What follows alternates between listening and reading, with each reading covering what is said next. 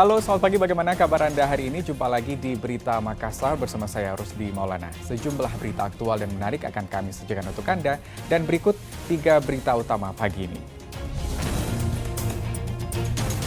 Angin puting beliung Bulukumba melanda perairan LPE, Kabupaten Bulukumba.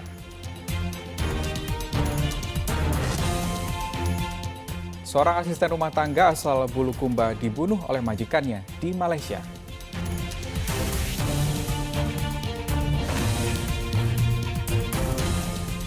Pelatih dan pemain baru pasukan Raman PSM Makassar sapa supporter di latihan perdana skuad Juku Eja.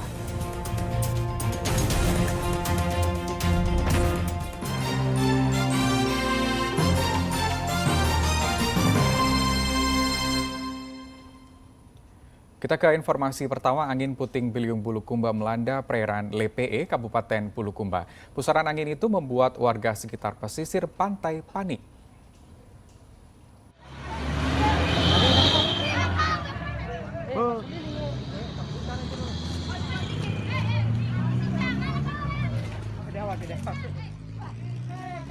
Angin puting beliung terjadi di perairan LPE Kabupaten Bulukumba pada Rabu sore. Peristiwa alam yang terjadi di sekitar dermaga LPE ini direkam warga sekitar.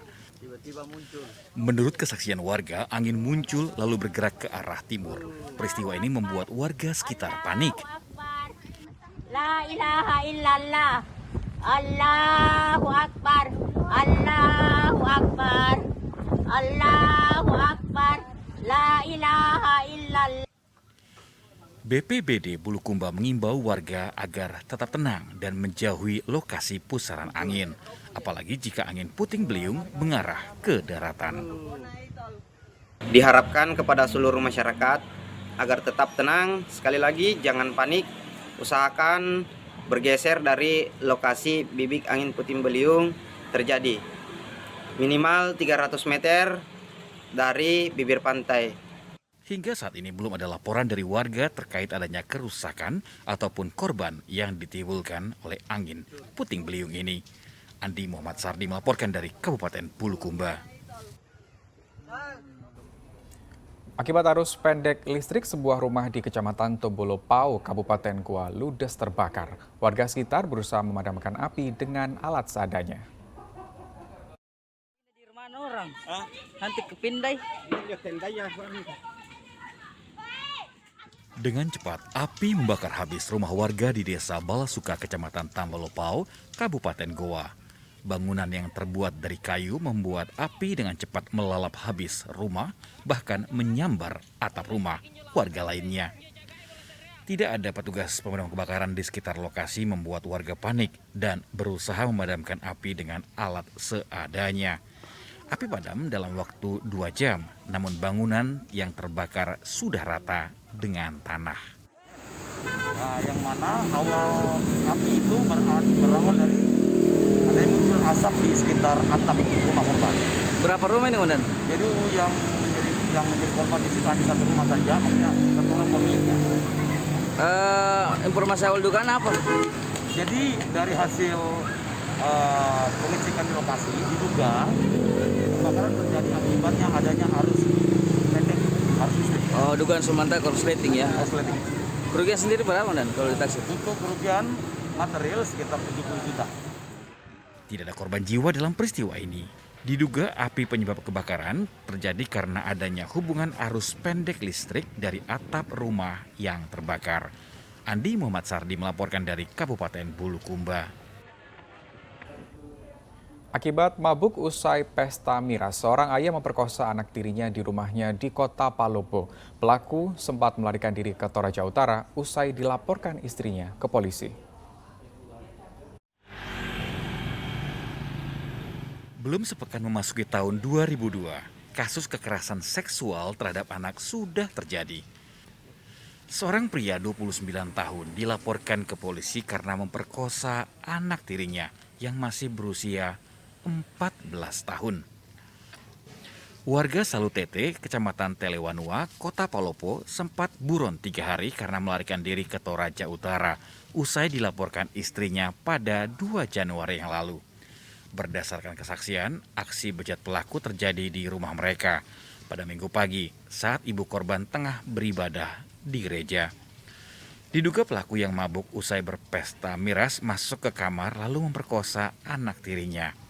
Korban sempat meronta dan berteriak, tetapi tak terdengar oleh tetangga karena jarak rumah yang berjauhan. Pelaku pun sempat mengancam korban, namun korban tetap melaporkan aksi bejat ayahnya ke ibu kandungnya. Orang tua korban memang pelaku sebelumnya memang sudah mengkonsumsi minuman keras berupa balok saat itu. Sendiri adalah orang tua tiri.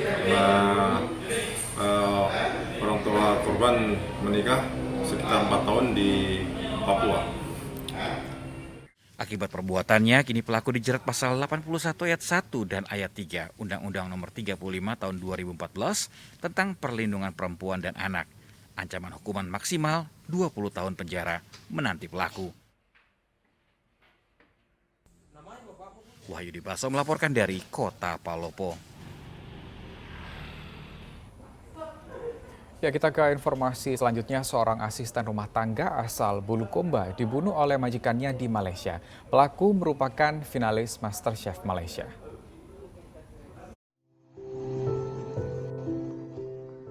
Kediaman sederhana keluarga Afiak di Desa Tiro, Kecamatan Bonto Tiro, Kabupaten Bulukumba.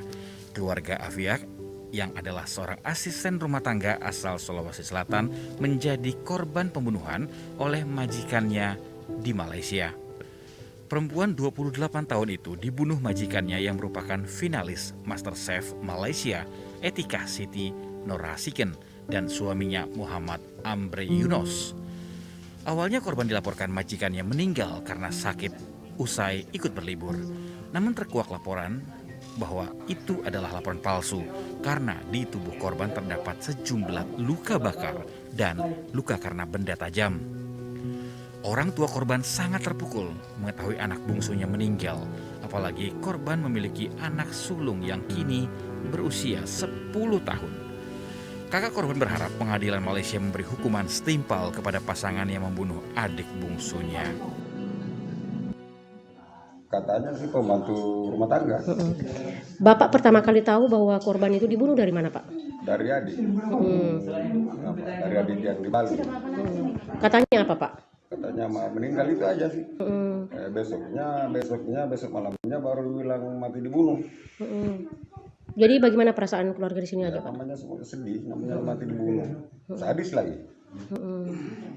Sekarang Pak, apa harapannya dari pihak keluarga, Pak, terhadap pemerintahan Malaysia? Harapan saya kan itu aja, dituntut dan sedadarnya. Keadilan aja. Dihukum seberat-beratnya begitu, Pak? Dihukum seberat-beratnya. Sesuai dengan anunya. Apakah ada niat keluarga untuk membawa jenazah korban kembali ke Indonesia itu bagaimana, Pak? Rencana kalau bisa dipulangkan. Hingga kini keluarga korban masih menunggu kedatangan jenazah korban dari Malaysia.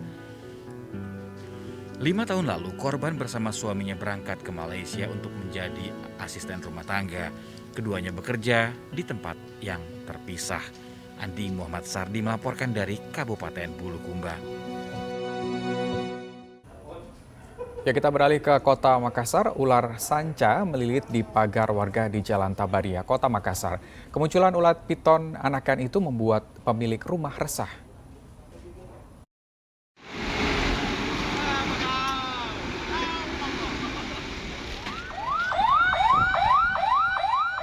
Petugas Damkar Kota Makassar bergegas menuju rumah di Jalan Tabaria. Petugas mendapatkan panggilan untuk mengevakuasi ular yang ada di rumah warga. Tiba di lokasi, petugas mendapati seekor ular sanca melilit di pagar rumah warga. Dengan menggunakan alat pelindung, hanya membutuhkan waktu 5 menit untuk menangkap ular. Proses dilakukan lebih mudah karena ukuran ular yang masih anak-anak. Di lokasi kami betul menemukan ular tersebut, panjangnya sekitar kurang lebih 50 cm.